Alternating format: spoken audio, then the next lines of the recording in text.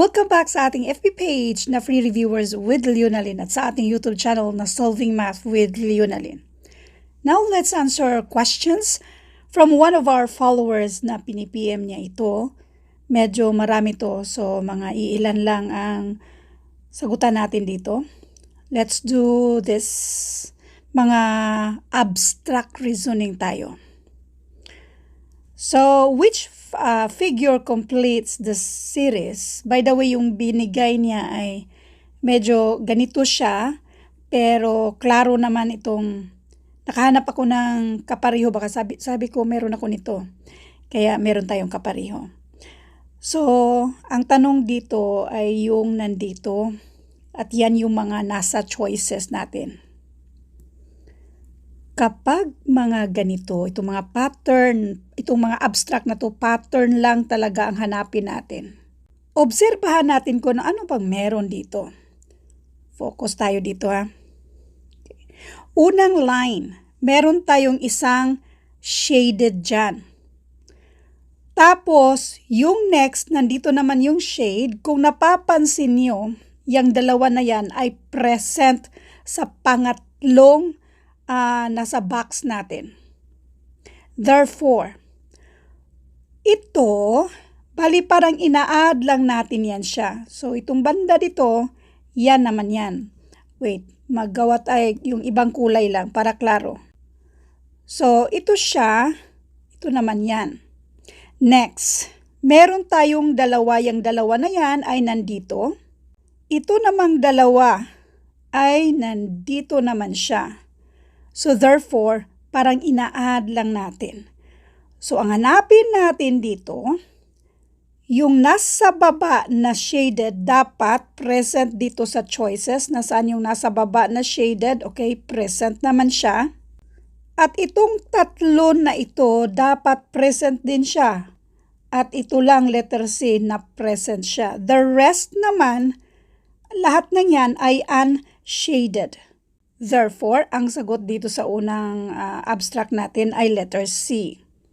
Next, ano naman kayang pattern na meron dito? Kung titingnan natin yung mga figures na nasa mga corners dito, kung hindi tayo makakuha ng pattern, hanap tayo ng ibang paraan. How about itong line na ito? Kung napapansin nyo, clockwise yan siya. Clockwise ba? Ganon, papunta dyan. So, ito yung tinatawag nating clockwise. So, therefore, in-expect natin na dapat nasa gitna yung next. Nasaan yung nasa gitna? Ito lang naman. Figure number 3. Nagets nyo ba yung ibig ko sabihin? Focus lang kayo dito sa line na yan. Clockwise. So, clockwise, ano ba yung sa clock, di ba? Yung clock papunta dyan, going to the right side. Paikot. So, paikot siya. Therefore, kung napapansin nyo, ito lang talagang figure number 3 ang meron sa choices na inaasahan natin na yan yung next dito sa last na nasa box. Then, ano naman kaya ang pattern na meron dito? Lahat triangle. Focus lang kayo sa shaded at unshaded na yung mga circle na yan. Kung napapansin nyo, paikot din yan siya. Dalawa lang din naman, ang nauuna ay unshaded. Nauuna dito, papunta doon tayo sa clockwise. Nauuna yung unshaded. Isang beses lang naman siyang nag-move, so therefore, in-expect natin na yung next sa unshaded, kung ito yung triangle, dapat nandito na sa corner. At yung kasunod naman ay nasa right side na corner. At yan ay kasi dapat ito yung shaded at nasa figure number 3. Ito na yung tamang sagot dito, yung pattern. Next. So, ito namang mga domino style. Pattern pa rin ang hanapin natin.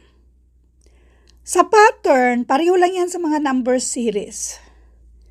Yung nauna, bali 0. So, this is 0, 1, 2, malamang ito ay 3 kasi ito ay 4. Yung nasa right side natin, this is 6, decreasing naman siya. 5, 4, malamang ito ay 3, 2. So hanapin lang natin yung tig-tatlo yung dot, and that is figure number 3. Thank you for watching, and all I hope na meron kayong natutunan sa videong ito. Pagdating sa mga abstract reasoning, ang hanapin lang naman natin ay yung pattern. Thank you and God bless.